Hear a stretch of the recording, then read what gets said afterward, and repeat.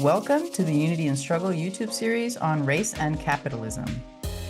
Unity and Struggle is a revolutionary grouping, and in this moment, we see our role as mostly preparing the conditions for mass revolutionary movements to emerge.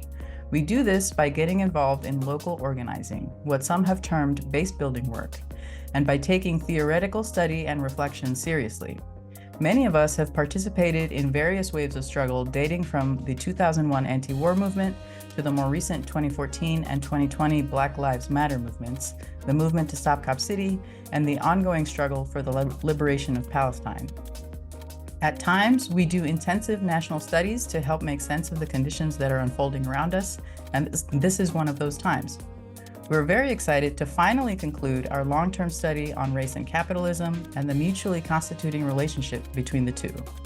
This episode covers the fourth section of part 3 of our race study. For part 1, we synthesize lessons periodically with the Rev Left Radio podcast and focus primarily on the antebellum period of the United States. You can find links to those interviews and our syllabi linked in the show notes, as well as in our website, unityandstruggle.org. For part 2, we continued our study here on YouTube and covered 3 different sections: settler colonialism, Reconstruction in the United States, and segregation and industrialization. You can find those episodes on our YouTube channel and the accompanying slides on our website. For part 3, we trace the relationship between capitalism and race in the United States from the 1940s to the present. The readings look at the subjective and objective formations of race relations throughout the 20th and 21st centuries and arriving at our current moment. For this episode, we'll be discussing the fourth section of part 3, which focuses on neoliberalism in the United States and its relationship to race. We don't claim to be experts, but political co-thinkers attempting to understand one dimension of the social relations of our world. So thanks for joining us in this endeavor. Share, comment, and follow along. We'd love to hear from you in the comments or on social media. Our Twitter, Facebook, and Instagram is @UnityandStrug. My name is Leila, and I'll be facilitating this discussion with Eve, Lee, and Box. Thanks so much, Leila. It's great to be back. I'm really excited to kind of kick this off. This is Eve. Yeah, I just wanted to acknowledge that this is the ending point of a 5-year study on race and capitalism. It's been a long journey, and I think we learned a lot. We're hoping in this episode to synthesize a few things that we've learned along the way, but applying it to this particular moment of neoliberalism. But I just want to shout out people who have been following along or have found this later, much later after we recorded it. But anyone who's sort of interested in this topic and has been engaging, just thanks for, the engagement. We appreciate it, and we hope to continue thinking about this question and applying it in new contexts. And we'll get into that a bit later, but I don't know, just starting off with a little bit of excitement. This is the last chapter in a very long project, so we're excited to be here. So thank you. Yeah, it's important to celebrate, when we have a conclusive moment like this. Right, exactly. Okay, then let's get right into it. So we're going to talk about neoliberalism today. So what is neoliberalism, and what is this moment that we're discussing? Thanks so much. That's a great place to start our conversation. This is Lee. Just quickly before I get into it, I do want to reiterate this excitement and celebration about concluding the study, and I was really happy to jump in on this section and study along about neoliberalism. So what is it? It's a big question. I'll do my best to kind of paint a picture of some general characteristics of what it is, right? So you could say it's a political and economic theory originating in the US and the UK around the 1970s. However, despite that specific moment, it has definitely created and adjusted policies that have affected the entire world. So that's what we're interested in. It is generally characterized by deregulation, privatization, and withdrawal of the state from providing social services. And that can look a lot of different ways, right? However, no matter what, like the general like common thread is that these provisions or revisions, reforms to policies mean that under neoliberalism, capitalists have achieved a super overaccumulation of, or concentration of capital, unlike what we can observe in prior moments. So, what is essential to accumulating surplus value, what makes the capitalist rich, um, is hidden unpaid labor. And under neoliberalism, this comes in a few different and specific forms. So, in short, like the rich are getting richer and the poor are not keeping up. Um, on the one hand, an influx of constant capital, which means machines or technology that is more and more common in this moment, might be a bigger upfront investment for a capitalist, but it can speed up and multiply production, meaning that despite like having to fork out more money early on, the capitalist will benefit and be richer in the long run. So this has had an adverse effect on workers who are, as a result, expelled from the workforce, replaced by machines, and then become part of a surplus population. So the wages for jobs that are left over are pushed down, and any sort of conditions that were there to protect workers generally worsen. Nevertheless, this is not a problem for capitalists in terms of finding workers as they expand and conquer new labor markets. So, on the one hand, capitalists outsource production to other parts of the world where they can pay less and profit more. On the other hand, global migration pushes low-wage workers to high capital producing countries to take on service and manual labor jobs, among others. This means that social reproduction is continually forced onto the working class. And while race has historically mediated who has been thrown into the surplus populations, this has maybe shifted with neoliberalism, due to the sort of expansion I just described. So, according to Marx, quote, every accumulation becomes a new means of accumulation. Accumulation is necessary for capital to develop. We can observe that workers who might have been part of the surplus population become incorporated into the middle class as a form of accumulation. This is good for capitalists as it means more consumers. And we're not only talking about an expanded consumer base nationally, but a globalized expansion of consumers who also in turn become commodifiable. And we can talk about that more later. Um, the tendency is for neoliberal policies to therefore recognize different cultures and identities, which doesn't mean giving those peoples more rights or power at all. But what it does mean is exploiting their ability to buy and consume over anything. So, this constant expansion that I've been describing has a tendency to create crises. And according to Kalia Kuno, who is an organizer and co-founder of Cooperation Jackson in Mississippi, writes, quote, the capitalist system is demonstrating day by day that it no longer possesses the managerial capacity to absorb newly dislocated and displaced populations into the international working class or proletariat. And it is becoming harder and harder for the international ruling class to sustain the provision of material benefits that have traditionally been awarded to the most loyal subjects of capitalism's global empire. Close quote. So, those peoples and identities who maybe have believed, even if temporarily, that they were being recognized through neoliberal policies, like multicultural policies, soon they might see the hollowness of what they were actually served. And while this may not be a totally conclusive statement on what neoliberalism is, it's some broad strokes that can help to get our conversation going. Okay, so how does this connect to race? Yeah, so thanks, Lee, for setting us up to understand neoliberalism in a broad sense. Yeah, what is the particular form that race takes in a neoliberal moment? Before answering that question, of course, I'm going to have a couple of caveats. The first is that I think it's important to return to some of our foundational concepts, um, including that while race is part of the logic of capitalism, it's not a static category. So what we might call the quote unquote neoliberal moment has some general trends and trajectories which are rooted in historical phenomena, but Yeah, and this historical phenomenon is a dialectic between what the working class has fought for and the gains that it's made, and then on the other hand, how the ruling class has co-opted or subsumed those fights in the service of the continued reproduction of racial capitalism.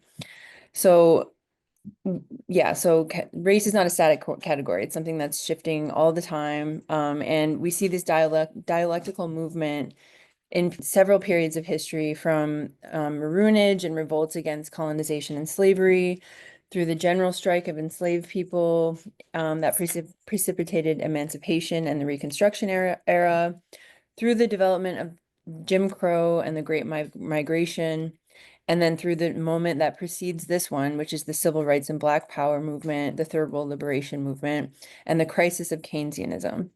So then we can understand one side of neoliberalism as the backlash and co-optation that follows that Black Power moment specifically. So relatedly, a second caveat that while we periodize our current moment as within neoliberalism, we might actually be moving in this moment, like that I'm speaking in, which is right now is 2024, Trump was just elected. We could periodize this moment as neoliberalism. However, we might actually be moving into new and uncharted territory.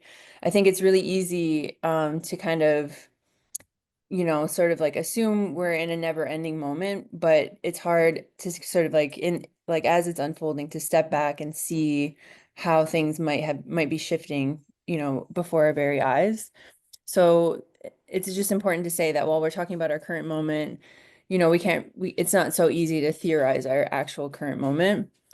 However, I think that there are things that maybe fit nicely under the neoliberal umbrella when we're talking about race and race in our moment, but it's a little bit uneven. So having said all that, we're looking at how race, with particular attention to the Black-white relation, shifts under neoliberalism. So from the Black Power, civil rights, Keynesianist moment to now.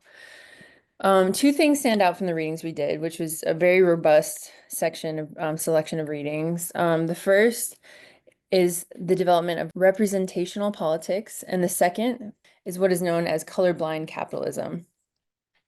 In a lot of the readings, representational politics were described as part of the co-optation or capitalist assumption of the civil rights and Black Power era. There were several texts that discuss this phenomenon. Representational politics was useful for capitalism in this moment because it allowed for a multiracial coalition in favor of liberal reform. And it put a rainbow coalition of leaders in charge of disciplining the unruly working class on behalf of the white ruling class.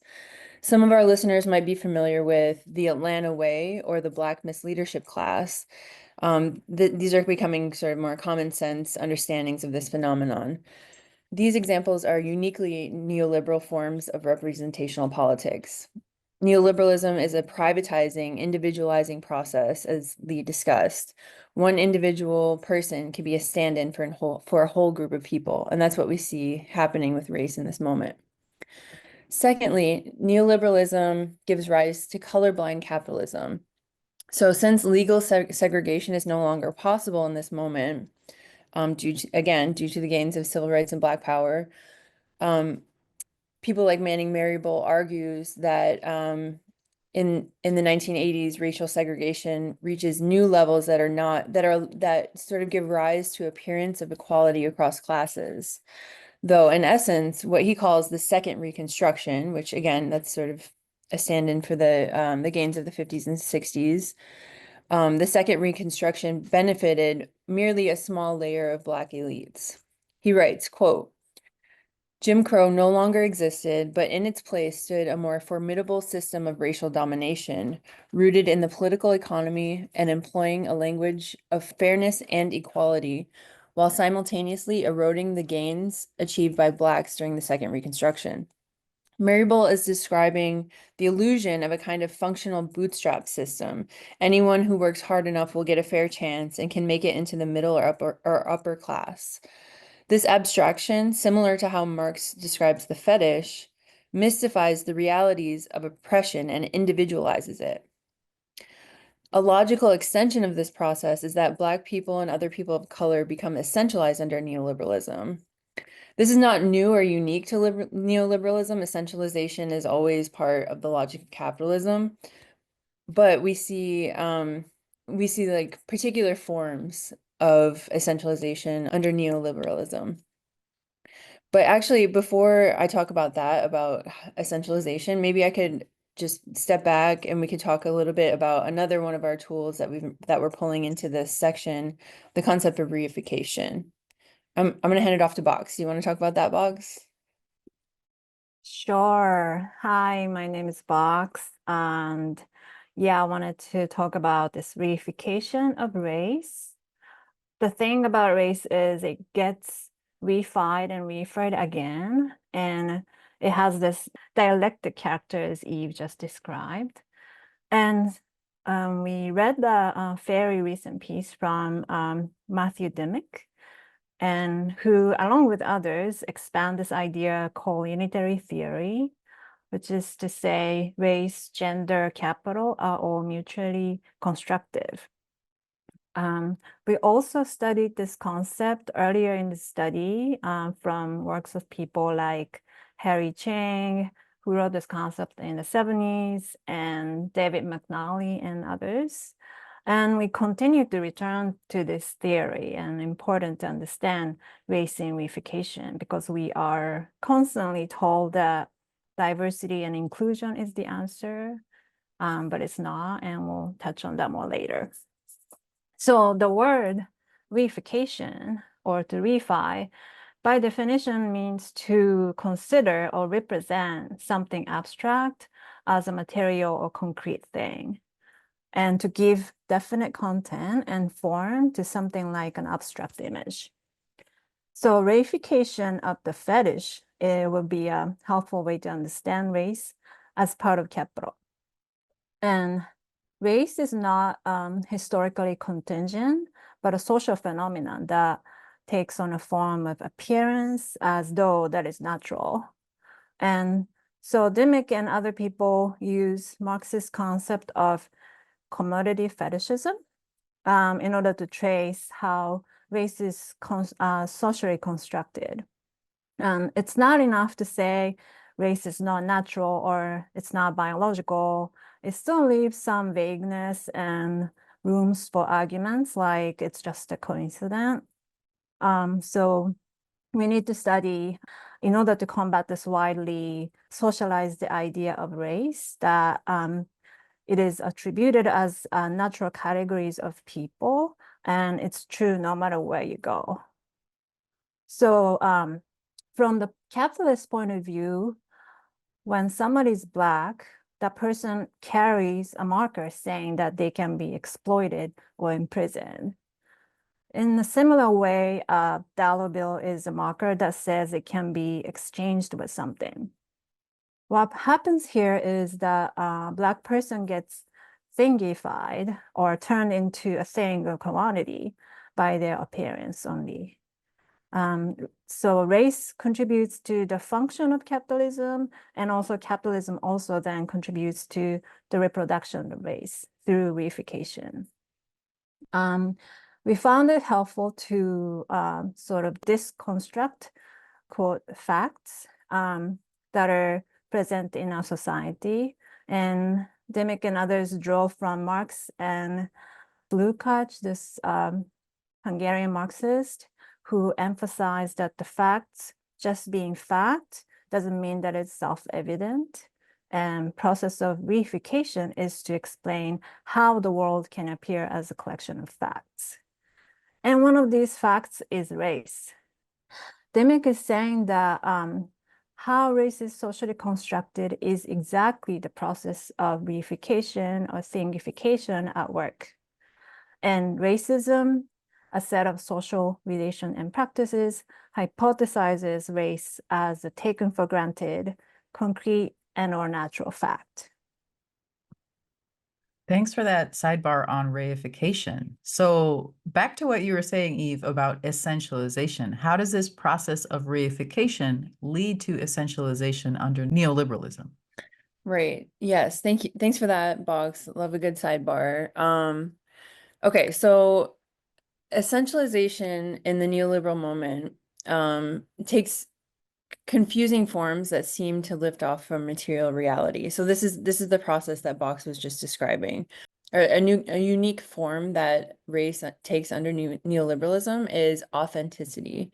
So what this means is sort of like a cultural cue or way of behaving over and over again becomes written onto the body and takes on a life of its own. It's that thingification process that Box was just describing.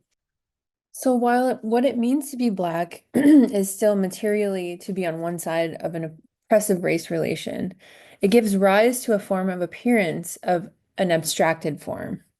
So this allows for white supremacist co-optation of Blackness that is based on quote unquote authentically embodying Blackness as it's popularly understood to occur. This means caricatures or sort of exaggerations of what it means to be Black can be sort of like authentically used and manipulated by white people. Race under neoliberalism is a commodifiable process. It gets messy, and the danger is that this new form of racialization shifts the focus of racial oppression from systemic issues that are tied to racial capital.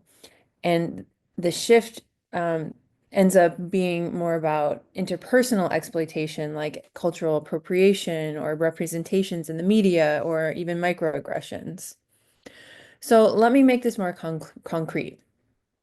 As legalized segregation breaks down in all areas of life, such as housing, education, and jobs, more layers of Black people are creating new and diverse experiences and meanings of Blackness. However, there are specific forms of Blackness that are treated as more quote unquote authentic, and by extension, under neoliberalism, they become commodifiable and thingified and reified. So under neoliberalism, we see a new phenomenon of what Margaret Hunter calls whites trying on Blackness, essentially a process of adopting cultural markers of authentic Blackness as commodities purchased or acquired. From Black scents to textured hair, tanning, or other physical features, this process of thingification of cultural markers, Hunter gives an example of people like rappers like Iggy Azalea. And there are many examples of this type of sort of blackfishing coming from the academy or in left spaces where there's social capital, money, or other tangible powers to be accumulated. This is part of the logic of white supremacy. White people have gone from being entitled to Black people as commodities to being entitled to aspects of Black culture as commodities. This abstraction parallels the way labor becomes abstracted under neoliberalism. Finance capital is lifted off from physical commodities and physical labor, and similarly, Blackness as a commodity lifts off from the body and becomes abstracted as a copy of a cultural element that can be produced or tried on by anyone. So again, so this process of reification, and authenticity as an example, is a way that Blackness becomes essentialized. It becomes only possible to be one type of Black person, and that type of Black person has, a hierarchical leadership that is sort of like managed by a Black elite class. So Adolph Reed, he makes some arguments along this line, and he shows, again, just to touch back on that dialectic between the subjective form of racialization and the objective form of racialization. Adolph Reed shows how this whole process of reification, essentialization, and the rise of colorblind capitalism is the process of subsumption of Black power. He says, quote, Black power mistook artifacts and idiosyncrasies of culture for its totality and froze them into an ahistorical theory of authenticity. First, abstracted from its concrete historical context, Black culture lost its dynamism and took on the commodity form. And he gives some examples, black and green flags, dashikis, blaxploitation films, etc. Secondly, while ostensibly politicizing culture by defining it as an arena for conflict, Black nationalism actually depoliticized the movement inasmuch as the reified nationalist framework could relate to the present only through simplistic politics of unity. So this quote is kind of getting at everything that we all just sort of touched on, which is the way that Black Power sort of set up this dynamic of sort of declassing and like allowing for all Black people to be represented under a Black elite or a set of leaders, and then which kind of reinforced this dynamic of essentialization, reification, and kind of sets up the neoliberal framework of colorblind capitalism. Okay, yeah, that is kind of messy in terms of stuff overlapping with other stuff and influencing other things. What are other ways to understand how race relations show up in confusing ways under neoliberalism? Great question. So as we touched on before, neoliberal policies create a shifting surplus population, which can also be referred to as the Industrial Reserve Army. These are the under or unemployed migrants and the dispossessed. While this group of people in the United States and elsewhere historically were the enslaved, or in other parts of the world, the colonized indigenous populations, this has shifted under neoliberalism. According to Akuno, to deal with the crisis of Black labor, redundancy, and mass resistance, the ruling class responded by creating a multi-pronged strategy of limited incorporation, counterinsurgency, and mass containment. On the market, this might show up as capitalists appealing to Black consumers, like increased racial representation, which, while we can agree representation is a good thing, it is a false representation in appealing to specific spending power or voting power of different races, rather than any sort of genuine sharing of political power or anti-racist effort. The casual or superficial recognition of identities through DEI initiatives, products catering to quote unquote ethnic markets, an increase of Black homeowners, or even people of color in positions of power cannot be confused for a post-racial moment. Those material developments are not the same as liberation. Simply, it is the form that the neoliberal moment has taken to incorporate those peoples who were previously excluded in order to stifle discontent or any sort of uprising, and importantly, profit from them. What matters to capitalists is the ever expansion of consumers, regardless of their race or ethnicity, and the accumulation of profits over everything else. We find time and again that it is essential to understand the entwinement of race relations and capitalism in order to overcome it. Okay. So far, we've been talking a lot about the Black-white relation.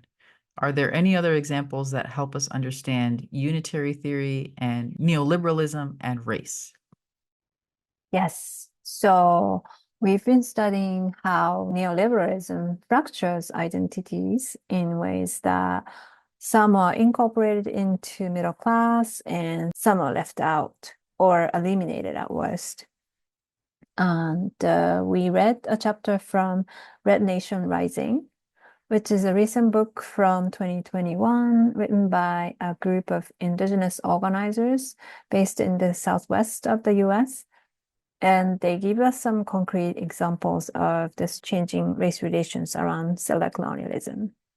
The authors extensively describe border towns, which exist on the edges of native reservations and operate just like other cities and towns in the US. And border towns are known to be extremely racist and violent towards native people, while the local whites and Hispano business owners profit from marketing of native culture and images. In Gallup, New Mexico, which is adjacent to the Dene homeland, during the winter, native people are left to die freezing while being in their own homeland. Quote, the violence of the settler colonial state against the native is depicted as a purifying violence, a violence that releases the native from her subjugation, in which killing becomes saving and murder brings redemption.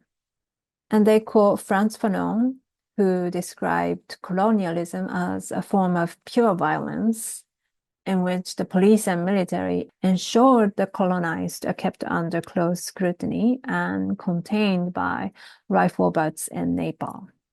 So they describe that the settler colonialism, by definition, requires to maintain a constant reproduction of these conditions for the violence to be legitimate and productive.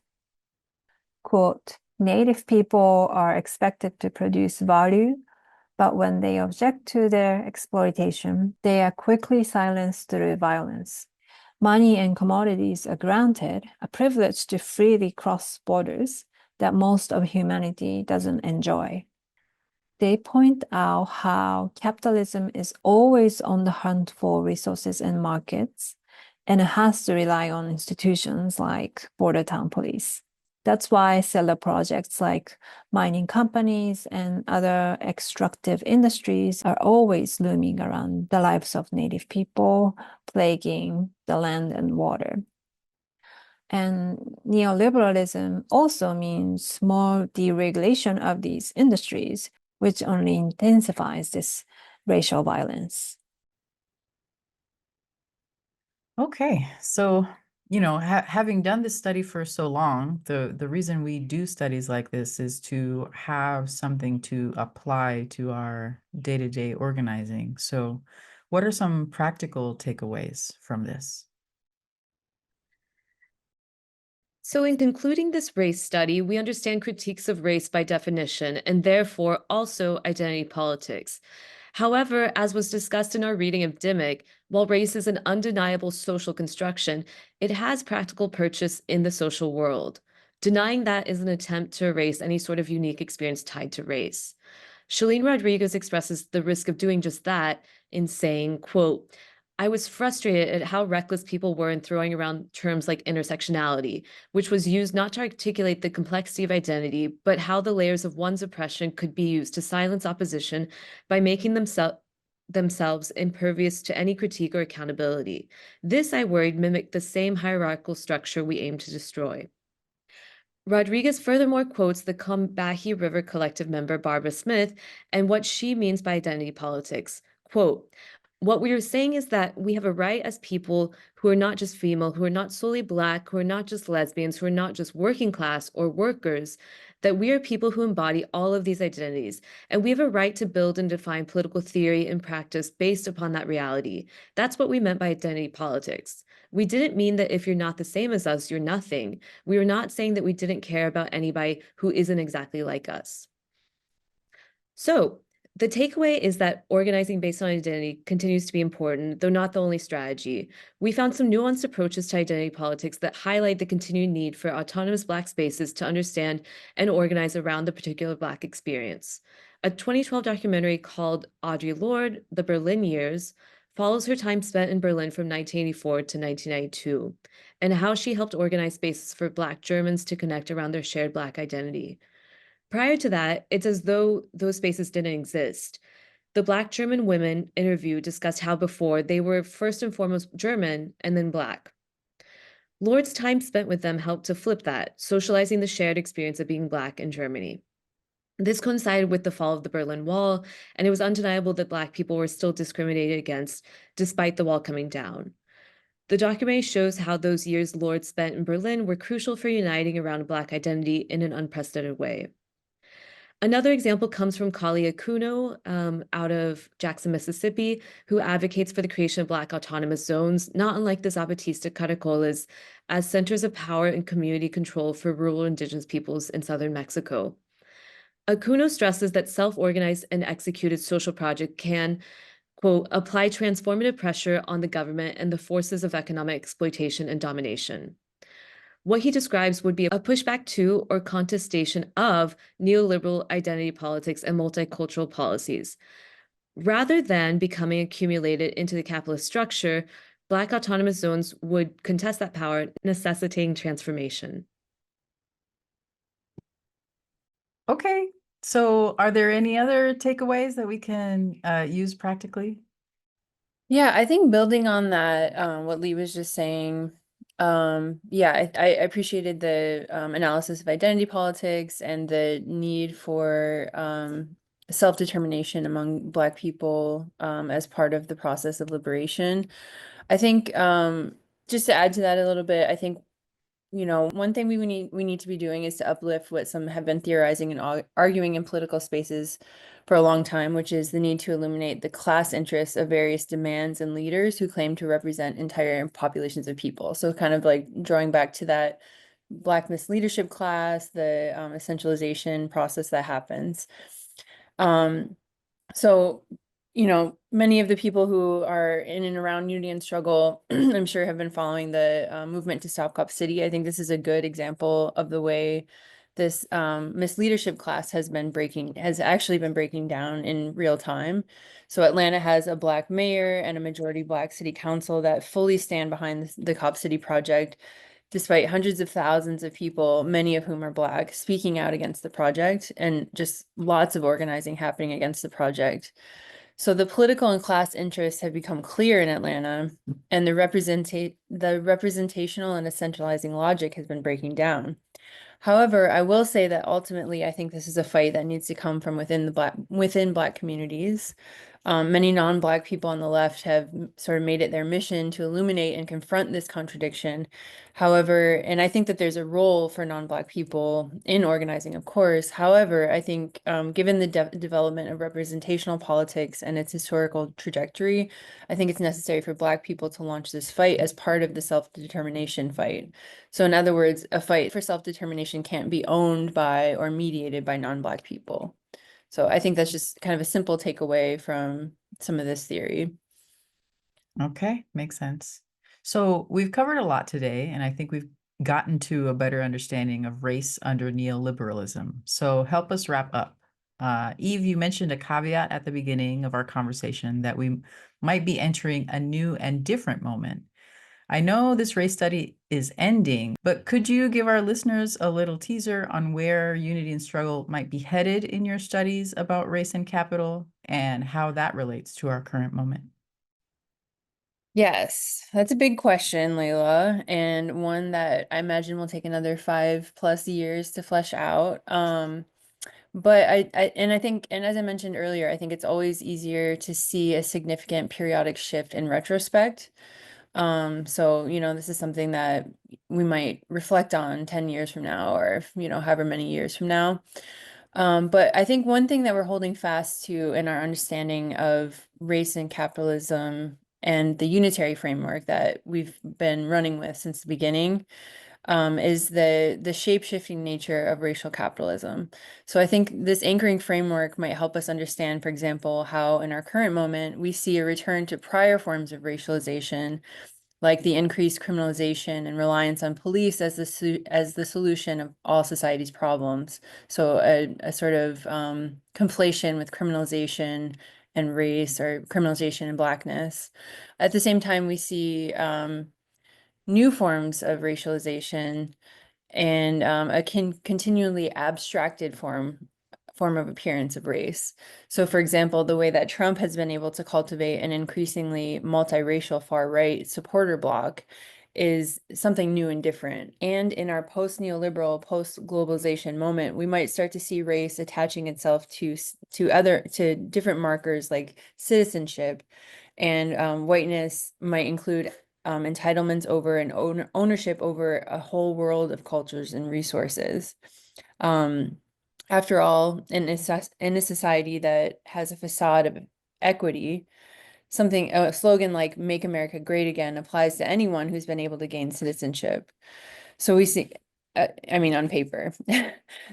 So I don't know. We'll see where our studies take us and which questions are thrown up by our fights. These are, the post 2024 Trump moment is, we'll see what happens. I think it's a lot of questions are going to come up for us, but I do think that this study has given us some tools that will give us a really helpful basis for thinking through whatever we come across. Okay, wow. So this concludes our episode, and it also concludes our race study after 5 years. I'm thankful to Unity and Struggle for putting on this race study, and to Eve, Lee, and Box in particular for sharing their thoughts and analysis. And thanks again to everyone that studied and co-thought with us throughout this journey. Thanks so much for joining us in this endeavor, and please share and comment on this episode to expand our reach. We'd love to hear from you on social media as well. Our Twitter, Facebook, and Instagram are @UnityandStrug. Solidarity. Thanks so much, Leila. You've been a wonderful host. Thank you. Thank you.